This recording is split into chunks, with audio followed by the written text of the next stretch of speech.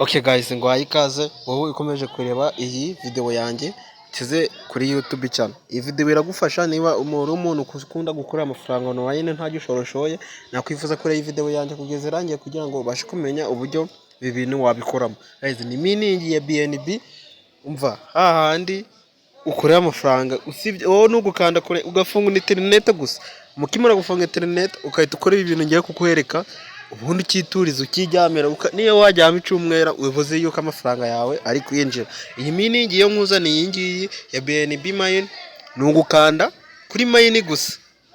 Ukimara gukanda kuri mine guys, uhita utangira kumininga ako kanya. Ukimara kwiyandikisha kuri link nashyire muri description, ndetse nawe niba utarinjiye cyangwa se utarajoyininze group yacu ya WhatsApp, wabanza wajoyininga. Link yayo iri muri description, nayo uri buze kwisangamo, unasangamo na link yahita ikugeza ahangaha kuri iyi mining. Iyi mining noneho ugiye kumbaza ngikora gute. Iyi mining ikora ku muntu ufite account Telegram ya account. Iyi ngiyi niba nawe ifiteho iyi ngiyi ku bantu batari kuyibona neza, ni iyi ngiyi igiri hano, ni Telegram.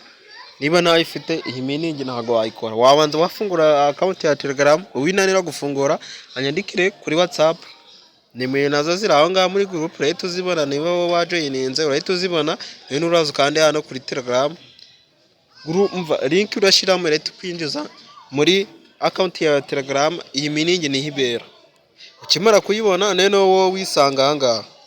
Ukimara kuyibona uhita wisanga ku muntu umeze gutya ahangaha. Ukimara gukanda kuri link uhita kubaza ngo what can this bot do, kugira ngo ahangaha ni iyi ngiyi uhita ubona. Iwe nta kindi kintu uhita ubona, uhita winjira muri iyi ngiyi, uhita uza ugakanda ahangaha aho kwandikira message, ukandikamo ngo hi gusa wohereze.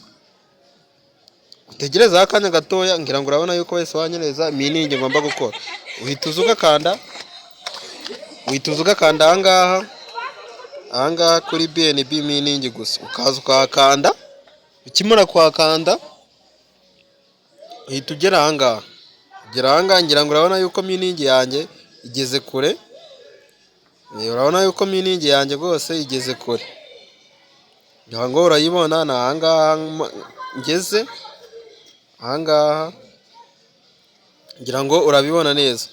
Ubu nshaka na claiminga ahangaha, na claiminga izi ngizi maze kugezamo gusa urabireka. Iyi ni automatique, ntago bisaba ngo ujye uraza kumininga buri kanya ngiki. Iyi ni automatique, wowe nta kindi kintu bibuze gukora. Ukimara kwinjira baragwa amatask ayangaya, niyo uri buze kubanza wakora mbere ya byose. Aya matask ayangaya buri kambulance nayo urayibona, n'ayangaya ugenda ukandaho gusa. Nugukandaho bikakwinjiza ngo nuko joininga platform yabo, ibintu nyibyo. Ukimara gukanda kuri ako kantu uhita ubona kahise kivivoro. Ukimara kukinjiramo uhita ugaruka ahangaha, nabwo ukahita ukora claim, ugakora claim amanuza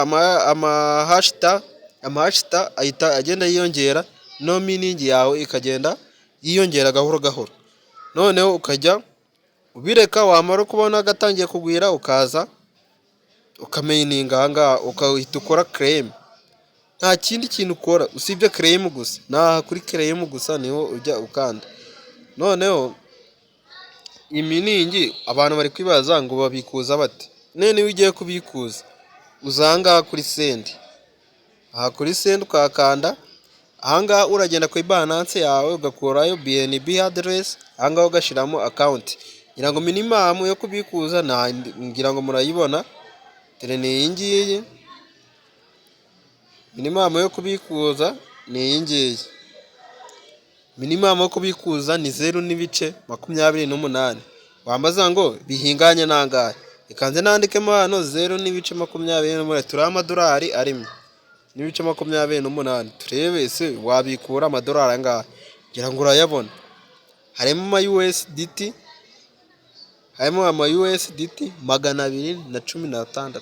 Ni ibihumbi bigera muri 240 cyangwa se ibihumbi 300. Ukabikora mu gihe gitoya. Niba ushoboye gutumira iyi mining nigucike, nyandikira description, harimo link yakugeza muri Telegram yawe ugatangira iyi miningi. Niba nawe utari wafungura Telegram app cyangwa se account, wifuje kubanza wa clear iyo Telegram kugira ngo ubashe gukora iyi miningi. Guys, ikigucanga ujye muri groupe urabibona.